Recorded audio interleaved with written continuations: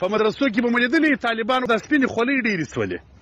اوس لنګوټې ختمې دي اوس چا هغه جالۍ خولۍ په سر کړي هغه پخوا بې پښې په پرېوللې راجپان یې بلله اوس هغه پښو د پرېوللو شان ملایانو پر سرو باندې ایښي څټان ورته وخوري پر سر باندې کښېږدي نوم د مفتي صاحب پر پروت وي مفتي صاحب دی او مولوي صاحب دی دا مفتي صاحب او مولوي صاحب خو نو د دین سره بې باکه سو نو چې راوغورځېدی دعاوې هم بندې کړلې خیرات یې هم بندې کړي ختمونه یې هم بند کړله د مسلمانانو نیکې لارې خرابې کړلې د دې شفاعت زه یې ډېرو عوامو ته نه دی معلوم چې زه د دغه ته ولاړ یم دا مړي ته شفاعت غواړم خدای ته خواست کوم چې خدای دا مړی راوبخښې د دې سړي در دې کړو وړو در دنیا که یو خطا سړي در هغه ورتېر سي نو زموږ علماو د زمانو سه یو ښه طریقه روانه وه پخوانیو علماو کول اوس پاته سوې ده زموږ پادرو کې هم اوس پاته ده ښه طریقه وه د خیر لار وه دا سست مذهبو خلکو کرار ختمه کړله اوس زموږ د مذهبي خلکو سم پاته ده اول زما سه پاته ده الله دې برته توفیق راکړي مسلمانان چې به جنازې لمونځ وسو علماو به داسې لکه اوس چې موږ ته یې کښېنستلو دا سپین ږیرو علماو به یوه غږ وکړي چې یو دعا وکړي بیا به یو تلاوت وکړي دعا به یې را مرده ته وکړل مړی به نه و پټ سوی در مخه به یې دعا ورته وکړل په دا خاطر علماو دغه طریقه حسنه بللې وه ملا علي قاري رحمه الله مرقات کې هم لیکلي د علماو ډېر لیکلي پرې کړي دي په دا خاطر یې حسنه بللې وه چې اوس خلک د جنازې په مقصد نه پوهېږي د ډېرو خلکو خپله دعا نه دی زده چې اوس زه دعا کوم څه وایم اکثر امیان خلکو څه پوښتنه وکړي اوس ورته د څلورم تکبیر وروسته یې څه شول اللهم ربنا یې ویل د مړي دعا یې نه دی زده نو پخوانیو بزرګانو مشرانو علماو دا طریقه کښېښول چې تاسو چې جنازې لمونځ خلاص سو باره دلته دعا وکړي دا بې خولۍ بې لنګوټې ملایان چې راډېر سوله د لنګوټې چې غورځولي د خولیو ملایان د دې خولیو ملایان د لڅرو ملایانو دا د دین سره لا پروا ملایانو دغه کار ته بدي وویله وی دا بد دی زموږ عوامو ملایان یې اکثر غریبان د دې کارو اوس بند کړي دي د خیر کارونه خو هغو باندې د خیر کار بد ایسېږي هغو لنګوټې پرېښولې د رسول الله صم سنت دي امام بخاري باب لیکي پر لنګوټو د نبي علیه السلام باندې امام ترمذي باب لیکي چې رسول الله صلی الله علیه وسلم لنګوټه تړل د دنیا عظیم محدثین پر دې باندې بابونه لیکي چې حبیب علیه السلام لنګوټه تړل اوس ملایان وایي لنګوټه چندو شی نه ده که دې وتړل که دې نه وتړل پروا نه کوي نو چې چندو شی نه ده دا محدثین بابونه پر لیکي د احادیثو کتابونه پر دې باندې ډک دي چې د رسول الله صلی لنګوټه تړل د نبي علیه السلام عمل یې د کمزوري کار بللی دي په مدرسو کې به مو لیدلي طالبان اوس دا سپینې خولۍ ډېرې سولې اوس لنګوټې ختمې دي اوس چا هغه جالۍ خولۍ په سر کړي هغه پخوا بې پښې په پرېوللې راجپان یې بلله اوس هغه پښو د پرېوللو شان ملایانو پر سرو باندې ایښي څټان ورته وخوري پر سر باندې کښېږدي نوم د مفتي صاحب پر پروت وي مفتي صاحب دی او مولوي صاحب دی دا مفتي صاحب او مولوي صاحب خو نو د دین سره بې باکه سو نو چې راوغورځېدی دعاوې هم بندې کړلې خیرات یې هم بندې کړي ختمونه یې هم بند کړله د مسلمانانو نیکې لارې خرابې کړلې ښه لار وه د نن څخه 100 کلونه مخکې په لسګونو کلونه مخکې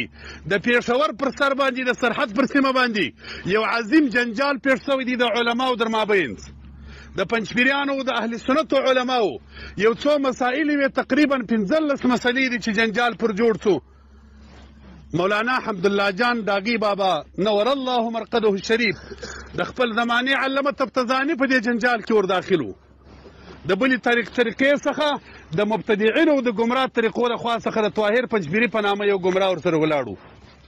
هغه زمانه کې اتفاق پر دا وکړي چې د دیوبند د علماو یو مشر به وټاکو د پاکستان د حکومت در صدارت لاندې هغه عالم ته به اختیار ورکو چې هره فیصله یې وکړل هغه به وکړي یوه مسئله پکې دغه وه چې د جنازې لمونځ خلاص سو متصل چې د علما کښېنستل دستي په ناستې باندې دعا وکړي پنجپیریان د دین او د مذهب دشمنانو ورته ویله ول دا ناروا کار دی هغه د دعا ته هم نه پرېږدي هغه دعا هم ناروا بولي د مذهب علما ورته ویله چې دا د سوونه کلونه کاروبار کار را روان دی د دین کار دی د اسلام کار دی د مذهب کار دی دې ته ناروا مه وایست دعا څه معنی حاجت خواستن از خدا د خدای غواړم یو شی چې ته د خدای غواړې هغه ته ناروا څنګه وایې ظالمه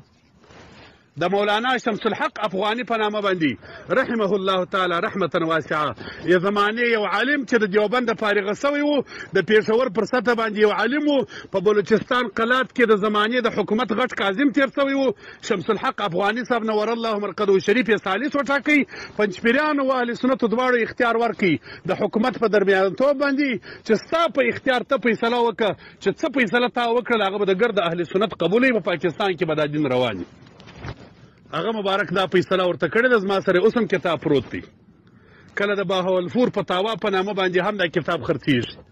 اوس هم کتاب مشهوره دی پروت دی پیدا کېږي مکتبو کې هغه مبارک دا فتوا ورکړل چې کله د جنازې صفونه مات سول خلک کښېنستل دستي یو دعا کوي دغه دعا مستحب ده د دې مړي ته ګټه رسېږي زموږ فقها مبارکان لیکي شرح شریعت الاسلام کې لیکلي دي چې کله ته د اجرې سوترې نه یې مخکې یو صدقه وکړه خیرات وکړه دا مړي ته ګټه رسېږي مقصد مې دا دی اصلي خبرې ته راځم د اجرې د راتللو یو مقصد دا دی خلکو په دې سر خلاص کړي موږ دلته شفاعت غواړو د مړي ته د خدای څخه یې غواړو الله ته لاس پورته کوو چې ربه دغه مسلمان مرده انسان دی خطا یې وبه سوي الهي خو پر ایمان تېر سوی دی ته یې راته وبخښې معاف یې کړې موږ به هم د ده حال ته راځو الله معاف مو کړې په دې ټولو مسلمانانو چې لاس الله ته پورته سي یو داسې رحمان خدای موږ لرو یو داسې مهربانه خدای لرو چې در مور و پلار رحم ډېر دی یو داسې رب لرو رسول الله صلی الله علیه وسلم مبارک فرمایي الله جل جلاله یې ما ته حیا راځي چې بنده مؤمن لاس راته پورته کړي زه خالي نه ورله کوم هغه رحمان رب ته موږ لاس پورته کوو